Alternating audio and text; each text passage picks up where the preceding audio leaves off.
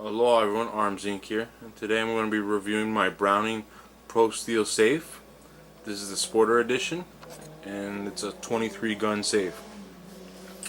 Give you kind of a quick look of the outside.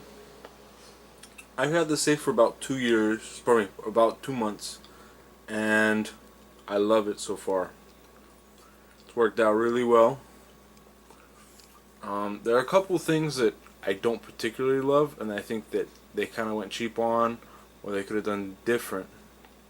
But I'll get more into those in this review. So first off, it's an electronic lock. It does feel it does feel a little plasticky on the actual lock, and when you push the buttons. I'm gonna go over there and open up my safe. Okay, so we're on the inside of the door. As you can see, I have 7 rifles on the door. I got some pocket knives up there, and the safe comes with, you know, the storage for the long guns, and it comes with pockets, molly, and the molly's right behind the rifles, and little elastic strips so you can put, you know, random crap and just hanging it up there.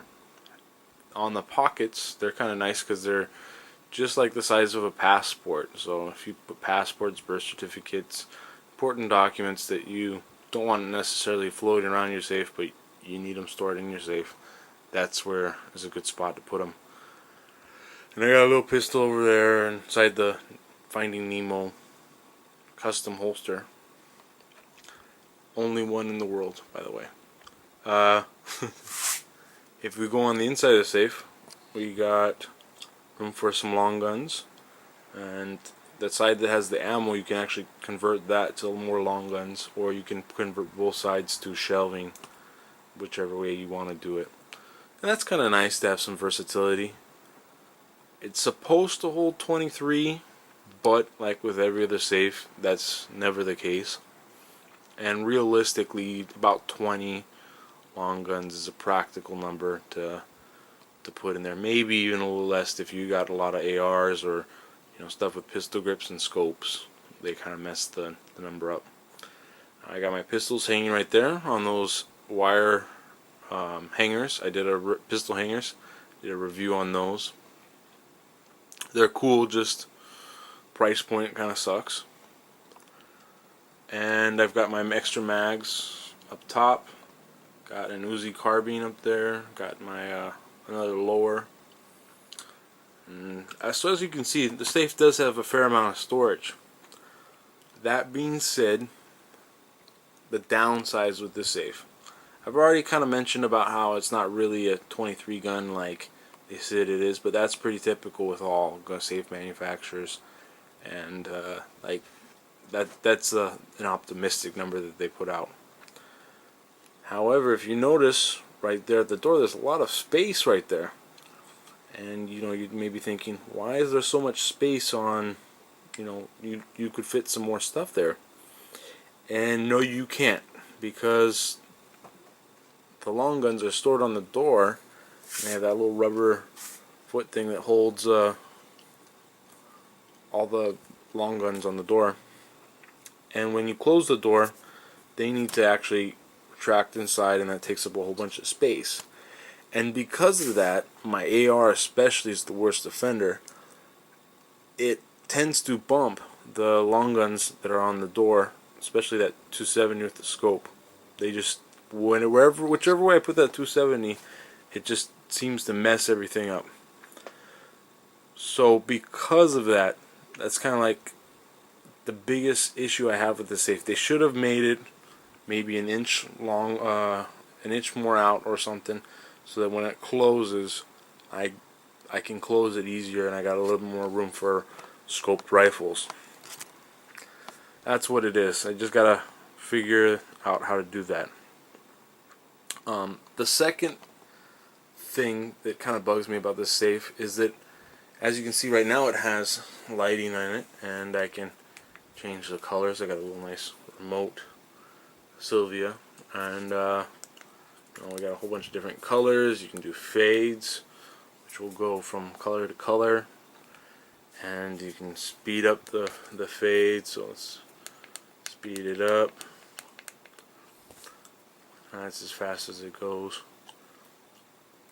Actually, is that faster? I don't know. One of the ways it goes faster, one of the ways it goes slower. Let's go back to white. And on the white you can turn it up and down. There's it getting softer. There's it getting brighter. Now, some of you guys might notice how there's like a rippling effect on the light or something in the camera. And that's just because it's LED light. It's just the way it works with cameras. The wavelength isn't loved by the camera.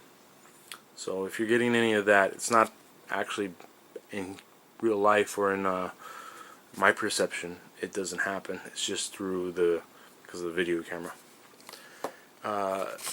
You know, that's all cool, and I actually show in one of my other videos how I installed that. I think that should have just came with the safe.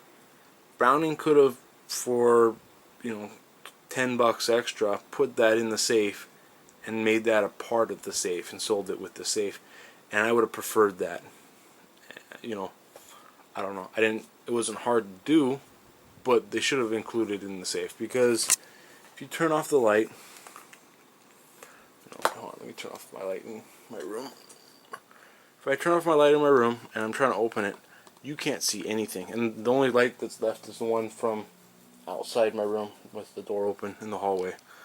So without that, you can't even see anything. You can't see your paperwork. You can't see anything.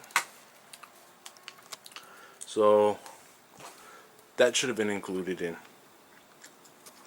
But that's what it is.